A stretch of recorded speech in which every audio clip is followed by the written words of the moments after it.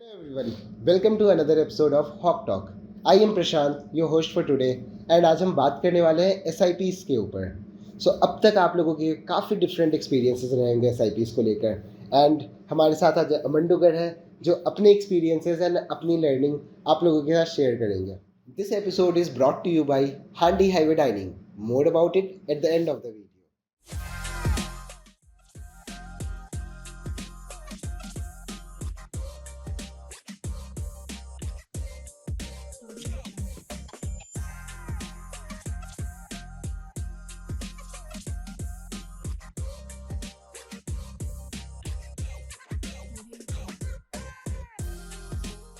So, Aman, tell us something about your background. तेरा work experience था या नहीं, एंड कौन सी कॉलेज से पास आउट हो, कौन सा कोर्स किया है? तो मैंने अपने अंडरग्रेड में बीएससी बायोटेक किया है. 3 ईयर का कोर्स होता है ये. मैंने Manipal school of life sciences से किया है. और मेरा कोई भी वर्क एक्स नहीं है, like not even an internship. तो हाँ, और बस उसके बाद यहाँ पे आया 1 ईयर का गैप लेके. So your course was not at all related to finance Nothing. or commerce या फिर इंजीनियरिंग भी नहीं? कुछ भी नहीं. मेरा तो पूरा प्योर अंडरग्रेड में लैब रिसर्च का काम था. तो कैंसर रिसर्च पे काम कर रहा था. So अभी you have taken finance as your specialization यहाँ पे. So finance में do you have any aspirations कि मुझे इस पर्टिकुलर फील्ड में जाना है, इस पर्टिकुलर जॉब में, इस पर्टिकुलर कंपनी में जाना है? कंपनी स्पेसिफिक तो नहीं है, पर हाँ मेरे को इक्विटी रिसर्च वाले रोल पे जाना है, क्योंकि वो मेरे को काफ़ी इंटरेस्टिंग लगता है. गिवन कि मेरा बैकग्राउंड भी नहीं था, तो इक्विटी रिसर्च में क्या है ना, हमारा सब एनालिसिस जो है एकदम बेसिक से होता है. तो लाइक एक टॉप डाउन अप्रोच होती है, तो उससे एक बेटर अंडरस्टैंडिंग मिलेगी कंपनी की भी और सेक्टर की भी. तो उस वजह से मेरे को इक्विटी रिसर्च से स्टार्ट करना है. आगे जाके लेट्स सी क्या क्या इंटरेस्ट रहता है. तो ऐसा कोई फिक्स नहीं है. But how did you develop interest equity research में, क्योंकि कोई बैकग्राउंड नहीं है उससे रिलेटेड? ये इंटरेस्ट आया कहाँ से? मैं वो कोविड वाला यूट्यूब इन्फ्लुएंसर वाला टाइम का बच्चा हूँ. तो बेसिकली उस टाइम में क्या घर पे था, तो स्टॉक मार्केट अचानक से स्टार्ट किया देखना. A lot of people started उसी टाइम पे. वो अब इंटरेस्ट आ गया भी. और तब क्या है कि अब कुछ नॉलेज तो है नहीं कि कैसे क्या पिकअप करना है. इक्विटी रिसर्च रिपोर्ट से थोड़ी हेल्प मिलती थी कि कंपनी एक्चुअल में क्या करती है और क्यों उसमें लोग इन्वेस्ट कर रहे हैं वगैरह वगैरह. तो अब जब वो चीज़ एक पढ़ के अंडरस्टैंडिंग आई, तो मेरे को लगा कि हाँ यार, ये चीज़ इंटरेस्टिंग हो सकता है अगर तुम खुद भी करो तो. वहाँ से इक्विटी रिसर्च का एक आइडिया आया. एंड तूने केस कंपटीशन में भी पार्ट लिया था जो कि इक्विटी रिसर्च से रिलेटेड था, and you won also. So क्या वो भी एक रोल प्ले किया इक्विटी रिसर्च में इंटरेस्ट डेवलप करने में? And also you are fund manager in a club, so वहाँ पे भी तुम इक्विटी रिसर्च कर रहे हो. सो क्या ये सब चीज़ें इक्विटी रिसर्च के टुवर्ड्स तेरा इंटरेस्ट डेवलप करी? मेरा इक्विटी रिसर्च पे इंटरेस्ट है. मेरा स्टॉक मार्केट में इन जनरल इंटरेस्ट था. मेरे को था कि कनेक्टेड रहना स्टॉक मार्केट से. तो जैसे ही फिनिश में आया, तो इवन लाइक फिनिश का भी इंटरव्यू में स्टार्टिंग में मैंने कहा कि मेरे को बनना तो फंड मैनेजर ही है, कोऑर्डिनेटर नहीं, ये सब नहीं बनना मेरे को. तो और फंड मैनेजर्स बनने के बाद में फिर जैसे कि वो कंपटीशन की बात आई, तो उसमें सिर्फ इक्विटी रिसर्च नहीं, जैसे M&A के बारे में भी था. तो ये सब चीज़ बेसिकली जो है ना, बूस्ट कर दिया कॉन्फिडेंस टाइप का कि एटलीस्ट चलो कुछ आता है. मतलब ऐसा बिग डील यार, वो क्रैक करना, नेशनल विनर रहना. So that was a big deal. तो वो चीज़ होने के बाद में बस यही है. अब थोड़ा सा सीवी भी भर गया है, पहले तो पूरा खाली था. तो ठीक है, अच्छा लगता है बस. एंड कमिंग बैक टू जो हमारा मेन टॉपिक है आज का, SIPs के ऊपर. So we want to know, क्या स्पेशल अप्रोच रहा था तेरा SIPs में? क्या कुछ स्पेसिफिक स्ट्रेटजी था तेरा टुवर्ड्स SIPs? तो जैसे कि मेरा कोई बैकग्राउंड था नहीं फाइनेंस में. तो और सीनियर्स से जितनी मेरी इंटरेक्शन भी, उन्होंने भी मेरे को ये कहा कि SIP में बेसिकली जो भी इंटरव्यूअर्स जब आएंगे ना, वो तुमसे तुम्हारे टेम्परमेंट पे क्वेश्चन करेंगे, तुम्हारे हाइजीन क्वेश्चन जब आएंगे, तुम कितने कंपोज्ड हो और कितने well versed not on the technical terms, but basic ideas है या नहीं. उस टाइम पे तुम टेक्निकल, उस टाइम में कुछ नहीं आता. ऐसा तुम नहीं जानते हो फाइनेंस के बारे में, तुम तुरंत आए हो कॉलेज में. कि SIP से पहले एक ही सर्टिफिकेशन थी मैंने, ब्लूमबर्ग सर्टिफिकेट BMC वाली, जो सब कर लिए थे. और ब्लूमबर्ग लिटरली उस टाइम तो कुछ भी नहीं आता था. अभी भी बहुत कम आता है, ठीक है. बट यही है, जब आपके पास में वो कुछ भी नहीं हो आइडिया, तो अब अप्रोच आपका क्या रहेगा, बेसिक्स ले लिए तो करंट अफेयर्स वगैरह हो गया, न्यूज़ बेस में कि क्या चल रहा है, उस टाइम में यूक्रेन क्राइसिस चल रहा था, तो उस बारे में रीडिंग करना कि उसकी क्या इम्पैक्ट पड़ रही है, एक जनरल वर्ल्ड जियोपॉलिटिकल व्यू, ये हाँ सब चीज़ पे आइडिया रखना, ये सब था मेरा जनरल अप्रोच। और एक बेसिक फाइनेंस आना चाहिए, basic finance as in general ratios वगैरह हो गए। हाँ बेसिकली जो हमें पढ़ाया जा रहा था हाँ उस टाइम पे हाँ, उससे जो कोर्स होता था, फाइनेंशियल अकाउंटिंग वाले कोर्स। फाइनेंशियल अकाउंटिंग का जो कोर्स होता था। जस्ट एकदम बेसिक्स क्लियर था बस ये। So basically basic of finance, basic of current affairs, news Hmm. and hygiene questions well versed होने चाहिए, that is the main one. ऐसा कोई तूने चैलेंज फेस किया था क्या क्योंकि SIP week you were also not placed in SIP वीक, तो जब तक जब तक भी तुम प्रोसेस में बैठे थे SIPs के, क्या चैलेंजेस तुमने फेस किए थे एंड कैसे उसको ओवरकम किया? मेरे बेसिक 2 चैलेंजेस थे। एक तो शॉर्टलिस्ट नहीं आती थी, जो फाइनेंस में मैक्सिमम लोगों मैक्सिमम के थी। दूसरी थी मेरी सीवी पूरी खाली थी, लाइक कुछ भी नहीं था, एक BMC सर्टिफिकेट था और कुछ नहीं था। तो मेरे को वो एक तो रहता था बैक ऑफ द माइंड में कि मे बी बिकॉज ऑफ कुछ भी नहीं है उस वजह से नहीं आ रहा है मेरे को शॉर्टलिस्ट, और मे बी शायद इतना अच्छा कंपनी में नहीं हो, क्योंकि MBA जाने से पहले तो गोल्डमैन सैक्स, JP मॉर्गन, ये सब तो नाम सुना था कि हाँ भाई ये सब में जाना है। फिर जब हिट किया ना कि यार तो शॉर्टलिस्ट ही नहीं आई मेरी, तो ये सब चीज़ बहुत बुरा लगता था स्टार्टिंग में। लेकिन फिर पता चला यार कि बाकी जो कैंडिडेट्स हैं उनके CV काफ़ी अच्छे, लिटरली काफ़ी अच्छे, मतलब CFA लेवल 2 किए हुए लोग थे, और पर उनका भी नहीं हो रहा था, बहुत जल्दी नहीं हो रहा था, नहीं आ रहे थे शॉर्टलिस्ट। तो ठीक है, तो काफ़ी अनसर्टेन चीज़ थी। बट शायद SIP वीक खत्म हुई थी, उसके शायद 3 या 4 डेज में शायद SBI कैपिटल्स आई थी। तो हाँ, उस टाइम में इंटरव्यू हुआ। हाँ, इंटरव्यू SBI कैपिटल्स का भी मेरा अच्छा नहीं था, पता नहीं कैसे हो गया, बट हो गया। जो मेरा जो दूसरा था निपॉन लाइफ इंश्योरेंस वाला, वो ज़्यादा बेटर गया था। सो यू बिलीव ये थोड़ा सा लक बेस्ड होता है? लक बेस्ड, हाँ होता है एकदम। तो SBI कैपिटल का तुम्हारा एक्सपीरियंस कैसा रहा था वहाँ पे इंटर्नशिप? तो मैं अपना पहले रोल बता देता हूँ। तो मैं project advisory and structured finance department में था। तो उसमें गवर्नमेंट एडवाइजरी टीम होती है, तो उसमें मेरा रोल था। तो बेसिकली कुछ साइट्स थे, उसको मोनेटाइज करवाने के लिए एक रैंकिंग मॉडल क्रिएट करना था। तो वो मेरा मेन प्रोजेक्ट था। तो अब बेसिकली ये सुनने में जो प्रोजेक्ट एडवाइजरी वगैरह काफ़ी हाई फाई ऐसा लग रहा है, गवर्नमेंट के साथ काफ़ी बेसिक रिसर्च ओरिएंटेड काम था। बट अब वो चीज़ वो चीज़ संग में कि बाकी दूसरे डोमेन्स के संग में भी ना थोड़ा सा काम करने का मेरे को इंटरेस्ट था। मेरे को था कि इक्विटी साइड में कहीं ना कहीं से मेरे को रिलेशन मिल जाए। तो अब SBI कैपिटल में भी डिफरेंट टीम से मैंने कांटेक्ट किया था, तो वहाँ पे भी कुछ डिफरेंट शॉर्ट प्रोजेक्ट्स अगर जो मिल रहे थे तो वो करने की कोशिश कर रहा था। तो उस चीज़ से थोड़ा मेरे को ज़्यादा हेल्पफुल लगा कंपेयर टू जो मेरा जो प्रोजेक्ट था। यही होता है जब हमारी CV खाली होती है, जब हमने पास्ट में कुछ बहुत उखाड़ा नहीं होता है, तो इस टाइम पे हम बहुत मोटिवेटेड होते हैं कि ये भी कर ले, ये भी कर ले, जितने भी अपॉर्चुनिटीज़ मिल रहे हैं बस ट्राई करते हैं कि उसमें अपना बेस्ट दे पाए।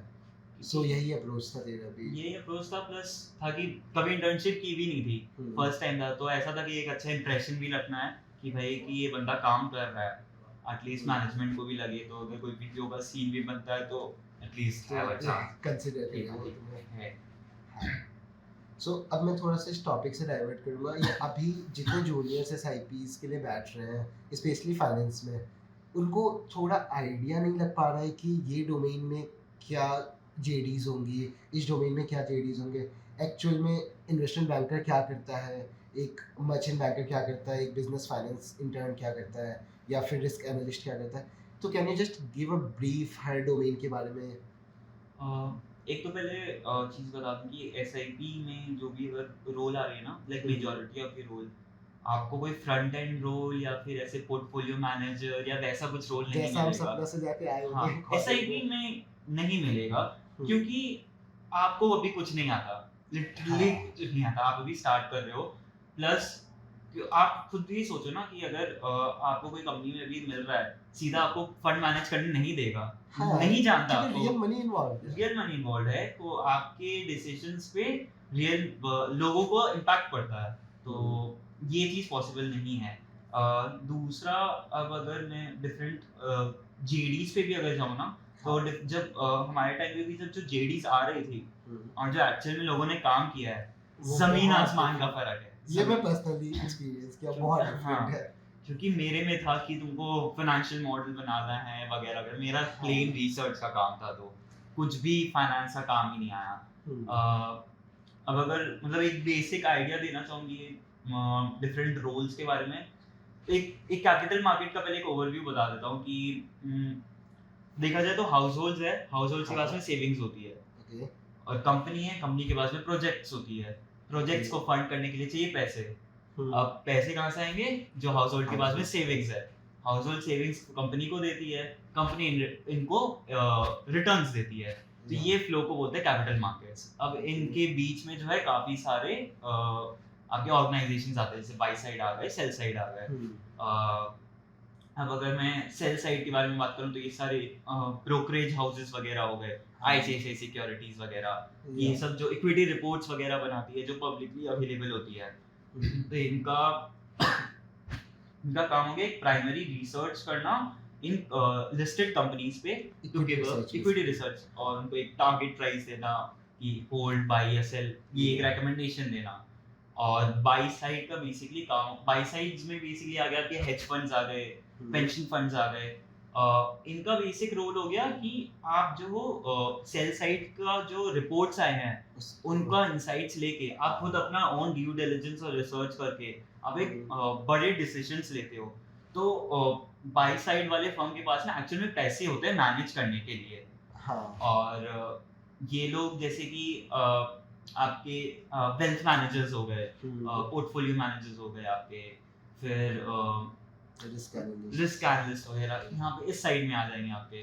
और जैसे कि कोई कंपनी में कोई स्टेक, जैसे एचडीएफसी सिक्योरिटीज ने स्टेक लिया या आईडीएफसी ट्रस्ट फंड ने लिया, तो ये सारे जो हो गए आपके बाई साइड वाले हो गए, इंस्टीट्यूशनल बाइंग जो करते। तो इसमें मैं एक और चीज पूछना चाहूँगा, इन सारे रोल्स के पीछे इन्वेस्टमेंट बैंकर कहाँ फिट होता है? क्योंकि ये one of the like most sought out role है, बहुत लोगों का ड्रीम रोल होता है इन्वेस्टमेंट बैंकर, मैक्सिमम लोगों का सीरीज देख के होता है, सूट्स देख के होता है, तो ये कहाँ फिट होता है इन सब रोल्स के बीच में? मैक्सिमम लोग सूट्स देख के होता है, मैक्सिमम लोगों को इन्वेस्टमेंट का मतलब भी समझ में नहीं आता। एग्जैक्टली। तो इन्वेस्टमेंट बैंकर जो है वो सेल साइड वाले ही साइड में रहेगा।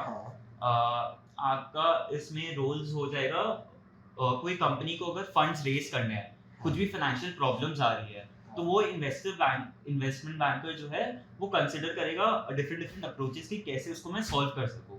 उस पे अब जैसे फंड रेजिंग पे आएगा कि आपको आईपीओस के लिए करना है, फिर इन्वेस्टमेंट बैंक आपको अंडर राइटिंग्स वगैरह पे हेल्प कर सकता है, मर्जर्स एंड एक्विजिशंस की, हाँ, रीस्ट्रक्चरिंग में, ये सब चीज में जो है इन्वेस्टमेंट बैंकर्स काम आते हैं आपके। सो बेसिकली इन्वेस्टमेंट बैंकर के बहुत छोटे-छोटे डोमेन्स होते हैं। ओके, सो अब बात करते हैं कि जैसे तेरा बैकग्राउंड स्पेसिफिकली कॉमर्स रिलेटेड नहीं था, डू यू थिंक कितना फ़र्क पड़ता है जब तुम एसआईपीज़ में बैठ रहे हो, तो एक इंजीनियर होना या फिर एक कॉमर्स बैकग्राउंड से होना या फिर इन दोनों को छोड़ के कोई तीसरा बैकग्राउंड होना, इनका कितना क्या फ़र्क पड़ता है, क्या डिफरेंस है तीनों में? तो अगर आप कॉमर्स बैकग्राउंड से हो तो एसआईपी में एक जो मेरे को लगता है कि ड्रॉबैक है कि आपसे जो है थोड़े से फाइनेंशियल क्वेश्चंस पूछे जा सकते हैं, ठीक है, कि आपको बेसिक्स ऑफ अकाउंटिंग्स तो आपके टाइट होल्ड होनी चाहिए, ठीक है, वो एक ड्रॉबैक लगा मेरे को। आप अगर इंजीनियर हो तो आपको टेक रोल्स वगैरह के लिए प्रेफरेंस मिल सकती है, हाई चांस है। सेकेंडली अगर अब मैं जो non finance non tech background से हूँ, तो मेरा जो है मुझे लगता है कि आपका कंपोजर क्या है इंटरव्यू में, आपका टेम्परमेंट क्या है, अगर कोई स्ट्रेस इंटरव्यू टाइप्स हो रही है तो आप कैसे हैंडल कर रहे हो उस चीज को, आप कंपोज एंड काम हो या नहीं, so इस चीज पे इंटरव्यू ड्राइव हो जाता है हाइजीन क्वेश्चन के टुवर्ड्स। ओके, बट ऐसा लगा क्या कहीं पे कि इंजीनियर्स को ज़्यादा प्रेफरेंस मिल रहा है इन शॉर्ट लिस्टिंग या फिर कॉमर्स वालों को ज़्यादा प्रेफरेंस मिल रहा है? इफ ऐसा है तो कितना वेटेज है? क्या एक स्पेसिफिक डोमेन को बहुत ज़्यादा फ़ायदा मिल रहा है या फिर वो हल्का ही डिफरेंस है? एज सच कोई एग्जैक्ट कोई वेटेज या वो तो नहीं है, और ये भी नहीं है कि कॉमर्स लोगों को ज़्यादा प्रेफर किया जाए, लेकिन हाँ इंजीनियर्स में अगर टेक बैकग्राउंड है, आपके हाँ सीवी में अगर पाइथन वगैरह है और टैबलू वगैरह है, तो हाँ ज़रूर प्रेफर किया जाएगा, क्योंकि फाइनली आप मेजोरिटी ऑफ देखोगे लोग जो भी प्लेस होंगे वो रिस्क प्रोफाइलिंग रोल पे ही प्लेस होंगे, हाँ इंटर्नशिप में इंटर्नशिप्स में या फिर फाइनल्स में भी Finals. मेजरली आपको रिस्क रोल मिलेगी। तो वहाँ पे कोडिंग और ये सब चीज़ जो है आजकल काफ़ी नेसेसिटी बन चुकी है, तो प्रेफरेंस ज़रूर मिलेगी वहाँ बट पे इंजीनियर्स इसका को। वेटेज कितना है? क्या जिनके पास नहीं है ऐसा सीवी में कुछ भी टेक्निकल या फिर कोई कोडिंग का सर्टिफिकेट, तो उनको क्या बहुत वो डिसएडवांटेज पे हैं? एक डिसएडवांटेज नहीं है, इंटरव्यूअर्स एक चीज़ जैसे जो मैंने बोला ना कि यार आपके हाइजीन क्वेश्चंस वगैरह जो होते हैं, दूसरा दूसरा चीज़ जो है वो इंटरव्यू में वो आपका देखता है कि यार आप लर्न करना चाहते हो या नहीं, हाँ, क्योंकि passion. लोगों को नहीं आता, बहुत कुछ नहीं आता। इवन आप अगर इंजीनियर हो तो ज़रूरी नहीं है कि आप जाके सीधा पाइथन चलाएं और आप मतलब आप रिस्क मॉडल कर पाते हो, ठीक है? तो आप स्क्रैच से ही सिखाया जाता है कंपनी में भी। हाँ, अगर आप में है विलिंगनेस तो हाँ, ये चीज़ आपको बस इंटरव्यू में दिखाना है कि ये सही आप पैशन है। या इस विलिंगनेस एंड पैशन के बारे में हम जब पीआई के बारे में बात करेंगे तो हम वापस इस पे आएंगे। इसके पहले मैं ये जानना चाहता हूँ कि कोई ऐसा कोर्स है जो उस कोर्स के होने से थोड़े शॉर्टलिस्ट के चांसेस बढ़ जाते हैं, या फिर कुछ ऐसे कंपलसरी कोर्सेज जो सीवी में होना ही चाहिए एक फाइनेंस के सीवी में? आपके पास में एक एक्सेल का कोर्स होना चाहिए। फाइनेंस से बिना एक्सेल कोई रोल नहीं है। हाँ, एक्सेल का हर जगह यूज़ आता है। हर जगह यूज़ है। दूसरा financial modelling, okay. Even if you don't want to go into equity research, लेकिन फाइनेंशियल मॉडल का एक कोर्स होना I think it is important, क्योंकि जब आप एक स्क्रैच से बनाते हो ना मॉडल, हाँ, आपको बहुत कुछ लाइक फाइनेंशियल स्टेटमेंट से कैसे क्या मूवमेंट हो रही है, हाँ, एक अजम्पशंस क्या कैसे लिया जाता assumption का है, बहुत बड़ा रोल तो हो जाता है। वो रोल और एक बेटर अंडरस्टैंडिंग ऑफ कंपनी कैसे चलेगी आगे जाके, एंड उस assumptions के लिए वो रिसर्च भी बहुत करना Research में। पड़ता है। तो वो सब चीज़ आपको काफ़ी हेल्पफुल रहेगी। ये 2 चीज़ ही मेन हैं। दूसरा अगर आप चाहो तो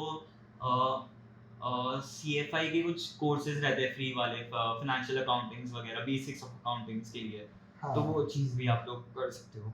एंड सीएफए होना या नहीं होने में क्या डिफरेंस आ जाता है शॉर्टलिस्टिंग में? सीएफए लेवल 1 कैंडिडेट भी अगर आप दिखा देते हो, इवन इफ आप क्लियर नहीं हो, उससे लेवल 1 कैंडिडेट हाँ। भी है, शॉर्टलिस्ट बहुत आएगी आपको। ये है तो एक प्लस पॉइंट हो जाता है, नो डाउट। लेकिन ड्रॉबैक वही है, आपने कैंडिडेट लिखा दिया है, तो अब टेक्निकल टेक्निकल क्वेश्चन क्वेश्चंस बहुत आएंगे। तो ये चीज़ लोग कुछ लोगों ने लिखा दिया था लास्ट टाइम, हाँ, और उनको टेक्निकल नहीं आता था, जेन्युइनली नहीं आता था। क्योंकि उन्होंने जस्ट हाँ, अभी जस्ट रजिस्टर किया और उन्होंने सीवी register में किया डाल था और दिया। सीवी में डाल दिया। हम्म, सो ये चीज़ है, एक बस ड्रॉबैक है, और ऐसा कोई इतना इम्पोर्टेंट नहीं है, क्योंकि बहुत जन है यहाँ पे जिनका नहीं है सीएफए वगैरह, हाँ, फिर भी क्योंकि उनका अच्छा तुम्हारा काम भी नहीं नहीं हुआ। था, तुम्हारा हाँ। सीएफए भी नहीं था, वर्क हम्म। एक्सपीरियंस में still you got really good placement. Hmm, so इसका बहुत ज़्यादा वेटेज वेटेज नहीं है। नहीं है। Okay, now moving to GDs, do you think कि फाइनेंस की जीडी थोड़ी डिफरेंट होती है मार्केटिंग से in terms of topics as well as in terms of candidates? अगर top topics becomes very irrelevant in GD, कोई नहीं है आपका एंड मोटिव जो जीडी का है, वो आपका डिस्कशन कैसा चल रहा है, हाउ हेल्दी द डिस्कशन है। लेकिन अगर कोई रोल के लिए सिर्फ smoothness in the discussion is not always important. कभी अब मार्केटिंग में सेल्स रोल के लिए अगर कोई कंपनी आ रही है तो अग्रेशन दिखाना जरूरी है उन पे। हाँ, वो थोड़ा एग्रेसिव बिहेवियर प्रेफर करता है। फाइनेंस में आपका अगर जीडी हो रहा है तो वहाँ पे चाहिए आप कितने अच्छे आर्टिकुलेट कर पा रहे हो पॉइंट को, okay, back with facts and numbers. That too facts. तो आपने करंट अफेयर्स पढ़ा या नहीं, तो उस चीज़ पे आप बेस पे आपका सिलेक्शन होता है। सो इसी से मेरा नेक्स्ट क्वेश्चन रिलेटेड है कि how important do you think reading newspaper is? क्योंकि सिंस तुमने भी बोला कि जीडीज में अगर तुम नंबर डाल रहे हो, डेटा डाल रहे हो, उससे पैनलिस्ट को अच्छा लगता है कि you have done some research, you have knowledge. तो कितना इंपॉर्टेंट है न्यूज़पेपर पढ़ना, अप टू डेट रहना करंट अफेयर्स से? आप फाइनेंस रोल में ही अगर देखो मैं फाइनेंस के लिए स्पेसिफिकली बोल रहा हूँ, हाँ, बिना न्यूज़पेपर पढ़े आप इस इंडस्ट्री में नहीं रह सकते, चलेगा ही नहीं, क्योंकि डे टू डे न्यूज़ ही आपकी जो है फाइनेंशियल मार्केट्स को अफेक्ट करती है हाँ और मैसिवली अफेक्ट करती है। अगर आपको नहीं समझ में आ रहा कि रशिया यूक्रेन वॉर से कमोडिटी में क्या अफेक्ट पड़ रही है, आप स्टॉक मार्केट में कॉल नहीं ले सकते। वही, और नो मैटर कौन से रोल में, नॉट ओनली इक्विटी रिसर्च में तो बहुत बड़ा रोल प्ले करता है, बट हर फील्ड में मार्केट कैसे मूव होगा आगे, वो एजम्पशन होना, वो प्रिडिक्शन होना, और वो कुछ हद तक एक्यूरेट प्रिडिक्शन होना काफ़ी ज़रूरी हो जाता काफ़ी है। ज़रूरी है। प्लस आपको, क्योंकि यही चीज़ तो आपको एक्सपीरियंस दे रहा है ना कि आगे जाके कि यार ये सब चीज़ें आएंगी, कि हाँ। ऑन द लॉन्ग टर्म में इंसिडेंट्स होंगी, एक्सीडेंट्स होंगी, लेकिन Yeah. How do you react to it. It's all about temperament when you are in finance. वो फाइनेंस, अब जैसे कि होता है ना स्टॉक मार्केट में कभी कभी करेक्शन आ जाती है, हाँ अब भाई 10% भी करेक्शन आ गया तो सब सेल आउट करने लग जाते हैं, but they do not understand कि यार यही टाइम है इन्वेस्ट करने का, इन्वेस्ट करेगा क्योंकि क्योंकि ओवर द वो लॉन्ग down टर्म है। आपको रिटर्न मिलेगा ही मिलेगा। Yeah. तो ये चीज जो है, ये मतलब ना बुक में काफी इजीली लिखा जाता है, लेकिन जब आप खुद But एक्सपीरियंस करोगे ना, practically, तभी ये चीज आप अप्लाई वो कर सकते राइट पॉइंट खोजना मुश्किल हो जाता है कि कहाँ पे लोवेस्ट आ सकता है, हम्म। या फिर कहाँ से तुम्हारे चांसेस है अच्छे रिटर्न आने के और बहुत ज़्यादा। तो ये सब चीज़ थोड़ा सा न्यूज़पेपर पढ़ने से एंड थोड़ा सा स्टॉक मार्केट पे एक्टिवली रहने से काफ़ी फ़ायदा मिलता है। काफी and do have any recommendation juniors के लिए कि कौन सा न्यूज़पेपर पढ़ना चाहिए कि और क्यों? मिंट मस्ट है। इसके जो हम्म। फर्स्ट 2 पेजेस है बहुत इंपॉर्टेंट है। या इसके जो फर्स्ट 2 पेजेस अगर आप देखोगे तो ग्राफिकल रिप्रेजेंटेशंस काफी रहते हैं, हाँ। प्लस उसके इन्फ्रेंसेस दिए रहते हैं। तो उस चीज के बारे में बेसिकली आउटलुक क्या है वो चीज डिफाइन करता है मिंट। और क्या है, पॉलिटिकल बायसनेस भी नहीं है compare to other newspapers like Economic Times वगैरह। या तो ये एक बेनिफिशियल चीज है। दूसरा चीज फिन शॉट्स, उसको आप मिस नहीं कर सकते, फॉर स्टोरीज और right. Story. Second take school के वीडियोस मस्ट है, मतलब वो आपका Yeah. मिनी एमबीए है, वो अलग एक लेट्स से मतलब गोल्ड माइन है यूट्यूब का, वो उसको आप मिस नहीं कर सकते। सो बेसिकली यूट्यूब पे एक्टिव रहना and so and do you think कि अब reading news is not enough, जो एडिटोरियल्स होते हैं जिसमें ओपिनियन देते हैं कोई एनालिस्ट या फिर कोई वेटरन इंडस्ट्री का, वो अपना ओपिनियन दे रहा है, वो भी रीड करना इम्पोर्टेंट है? रीड करना इम्पोर्टेंट है उस चीज पे, लेकिन एक्ट करना जरूरी नहीं है, क्योंकि वो उस एनालिस्ट का पॉइंट ऑफ व्यू है। आपको अपना ओपिनियन डेवलप करना आना चाहिए। लेकिन ये है, ये मतलब विद टाइम आएगा, तो आप तब तक रीड जरूर करो। Not even in the newspapers, लेकिन CNBC TV 18 में काफी एनालिस्ट आते हैं, काफी सारे लर्निंग चैप्टर्स वगैरह होते हैं उसमें, लाइक स्मार्ट मनी करके उसमें एक सेशन होती है, तो वहाँ पे आप काफी कुछ सीख सकते हो। तो ये सब चीज़ हाँ मस्ट है। तो अब moving ahead from GDs pi के ऊपर आते हैं। सो तुमने 2 पीआई पर्सनली विटनेस किया था, एक रिलायंस निपॉन का एंड दूसरा एसबीआई कैपिटल्स का। तो what do you think is main Mantra for pi? क्योंकि बहुत लोगों को लगता है कि मैं फाइनेंस पूरा रट जाऊँ, जितने कोर्सेज है सब याद कर जाऊँ, बट एक्चुअल में उनका भी नहीं हो रहा होता है। सो क्या सीक्रेट टिप है पीआई क्रैक करने का? मेरा जो दोनों इंटरव्यू हुआ था, दोनों में फाइनेंस का कुछ भी नहीं पूछा गया था, ठीक है। जो फर्स्ट मेरा जो दोनों इंटरव्यू नहीं, निपॉन वाले में जो था ना, तो 2 लेग ऑफ इंटरव्यू हुए थे। तो दोनों है ना यार, मतलब इंटरव्यू में जो चीज़ मेरे को लग रहा है जो पूछा गया था, वो क्लैरिटी ऑफ थॉट्स कितना है तुमको, बेसिक अंडरस्टैंडिंग ऑफ सेक्टर है या नहीं। सेक्टर एज इन, जैसे कि मैंने उनको बताया कि मेरे को स्टॉक मार्केट में इंटरेस्ट है, तो उन्होंने जैसे पूछा कि किस सेक्टर में आपको लग रहा है कि इन्वेस्ट करना चाहिए, वो सेक्टर कैसे मूव करता है, वो चीज़ आपको अंडरस्टैंडिंग है या नहीं। दूसरी चीज़ आपसे जो पूछी कि आपको क्या करना है और आप फाइनेंस में क्यों शिफ्ट आए हो। मेरा बहुत बड़ा शिफ्ट था बायोटेक से फाइनेंस में, तो वो चीज़ मतलब एक पैशनेटली एक्सप्लेन करना कि नहीं, इवन इफ ये शिफ्ट है I can do well in finance still, वो चीज़ उनको शो करना। तो यहाँ पे डू यू थिंक कि पैशन, ईगरनेस टू लर्न, ये सब दिखाना ज़्यादा इम्पोर्टेंट है compare to your knowledge in finance, एकदम एकदम आप जितना कम jargon फेंक सको इंटरव्यू में उतना ज़्यादा बेटर रहेगा स्पेशली फाइनेंस में? फाइनेंस में कि एसआईपी में SIP, फाइनल्स में तो आपके पास ऑप्शन ही आपको करना ही पड़ेगा हाँ, क्योंकि वो तुमने 2 साल पढ़ लिया है तो एक्सपेक्ट करते हैं इंटरव्यूअर कि तुम्हें आता होगा, तुमने 2 साल किया है फाइनेंस। एसबीआई कैपिटल वाला इंटरव्यू मेरा 4 to 5 मिनट्स का था मैक्स और वो एक तरह का स्ट्रेस इंटरव्यू टाइप्स था तो उसमें बहुत सारे करंट अफेयर्स और जियोपॉलिटिकल जो हो रहे थे एक्टिविटीज उस बारे में क्वेश्चंस पूछे जाते बहुत फास्ट फास्ट क्वेश्चंस पूछ रहे थे मैं आंसर कंप्लीट नहीं कर रहा था बीच में मेरे को रोक के दूसरे क्वेश्चन पूछ रहे थे तो वो चीज शायद चेक कर रहे थे तो वो हुआ था इंटरव्यू में ओके, एंड एक मेरा ऐसा पर्सनल क्वेश्चन था इसके रिगार्डिंग, डू यू थिंक कि अगर तुम ट्रू सेल्फ दिखाओगे इंटरव्यू में तो वो ज़्यादा हेल्पफुल है compare to making up answers, making false stories? इसका क्या होता है, क्योंकि अगर हम खुद को देखें तो we all are greedy sometimes, we all are jealous sometimes, तो क्या ये सब चीज़ें हम इंटरव्यू में पोर्ट्रे कर सकते हैं या फिर we need to portray ourselves in a good image? देख अगर जो सच है अगर तुम पोर्ट्रे कर रहे हो और वो चीज रिसीव कर पा रहा है इंटरव्यूअर हाँ, तो बेस्ट है आप सेलेक्टेड हो ठीक है आपका हाँ, इंटरव्यू हो गया सक्सेसफुल है लेकिन अगर आप डिसीट करना चाह रहे हो इंटरव्यूअर को इंटरव्यूअर देखो जो बैठा वो गधा नहीं है ठीक है हाँ, उसने पहले बहुत सारे ले चुके हैं इंटरव्यूअर तो उसके लिए पकड़ना बहुत बड़ा बात नहीं है ठीक है तो आपको वहाँ पे स्मार्टली प्ले करना होगा कि क्या चीज़ आपको बताना है और क्या चीज़ नहीं बताना है अगर कोई वीकनेस है कुछ नहीं आता है तो आप उसको ये नहीं बोला कि यार ये चीज़ मेरे को नहीं आता आपको बताना कि हाँ ये चीज़ में अभी वीकनेस है लेकिन अब मैं ये चीज़ कर रहा हूँ इसको ओवरकम करने के लिए हाँ, तब वो एक पॉजिटिव चीज़ दिखता है वहाँ पे ओके, एंड क्या इंटरव्यूज में ज़्यादा SIP के इंटरव्यू के पर्सपेक्टिव से मैं पूछ रहा हूँ ये क्वेश्चन स्पेसिफिकली, ज़्यादा इम्पोर्टेंट क्या है to be a good story teller जो जिसका वॉइस मॉड्यूलेशन काफ़ी अच्छा हो, जो अपने आंसर्स को ऐसे बोले कि सामने वाला उसको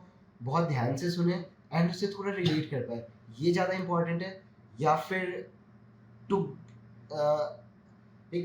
टू आंसर हर क्वेश्चन एक नॉर्मल वे में से जो भी पूछा जाए उसका डायरेक्ट आंसर वो देना ज़्यादा इम्पोर्टेंट है कि एक स्टोरी बिल्ड करना अराउंड आंसर्स? फाइनेंस में आप जितना specific to the point answer दे सकते हो उतना बेस्ट रहेगा उनको ग्लोबल आंसर नहीं चाहिए जो IIT का टर्म है ठीक है उनको टू द पॉइंट बताओ जल्दी बताओ और काम खत्म करो so I am moving on to next question, ये हेल्थ एंड वेलनेस से रिलेटेड है since we are health and wellness club, so हम ये जानना चाहते हैं कि how did you approach your health mental wellness during SIP week and पूरा SIP सिलेक्शन प्रोसेस, क्योंकि वो काफ़ी हिक्टिक वीक होता है, मेंटली हम बहुत ज़्यादा टायर्ड होते हैं उस टाइम पे, so what did you do? Hectic तो देखो था यार काफ़ी अब ज़्यादा मैं प्रोसेस के बारे में रिवील नहीं कर सकता लेकिन हेक्टिक था लेकिन अब क्योंकि मेरे को पता है कि यार इस चीज़ में ना इशू कंपनी साइड में शॉर्टलिस्ट में नहीं थी इशू मेरे CV साइड में थी हाँ, तो अब आप उस टाइम में अपने आप को काम रखने के लिए क्या कर सकते हो म्यूजिक का इस्तेमाल कर सकते हो हाँ, वॉक वगैरह पे चले गए और तो कुछ भी नहीं है उस टाइम क्योंकि 1 वीक जो है आप पूरा फुल पैक्ड रहते हो कभी भी हाँ। आपको अलर्ट रहना पड़ता है उस टाइम पे लोग भी नहीं होते जिनसे आप बात कर सको क्योंकि हर कोई किसी ना किसी प्रोसेस में बिजी है। बिजी रहता है तो आपके पास भी ज़्यादा कुछ करने को रहता है नहीं हाँ, तो जस्ट कीप ऑन और वॉच मूवीज और तो मैं क्या ही बोलूँ उस टाइम पे कुछ नहीं रहता करने को काफ़ी अनसर्टेन रहता है so as we come to the end of this podcast बस एक मैं लास्ट क्वेश्चन पूछना चाहता हूँ कि what was your most memorable moment SIP selection process का? तो यहाँ MBA आने से पहले मेरी कभी इंटरव्यू वगैरह हुई नहीं थी हाँ, तो निपॉन लाइफ इंश्योरेंस वाली जो इंटरव्यू थी वो सबसे मेमोरेबल थी क्योंकि उसकी जो सेकंड लेग हुई थी वो डायरेक्टर के साथ में थी मेरी और कंपनी के डायरेक्टर के साथ डायरेक्ट इंटरव्यू था। Nice. और वो मतलब even at being such at a senior level वो इतना कैजुअल कॉन्वर्सेशन था ना, वो इंटरव्यू लग ही नहीं रहा था। But I believe that's not about the interview, that's more about you, क्योंकि हाँ। इतनी देर बात करके I felt you are a good storyteller. जब तुम बोलते हो तो people want to hear you, so maybe because of that you are able to drive interview in more conversational tone. Probably, I don't know, क्योंकि मेरे पे ऐसा experience है नहीं कि मैं ये चीज़ अभी जज कर सकूँ अपने बारे में। बट जो भी था वो बहुत अच्छा एक एक्सपीरियंस था। सिलेक्शन नहीं हुआ वो सेकेंडरी चीज़ है, हाँ but that is what I remember for my SIP week. okay.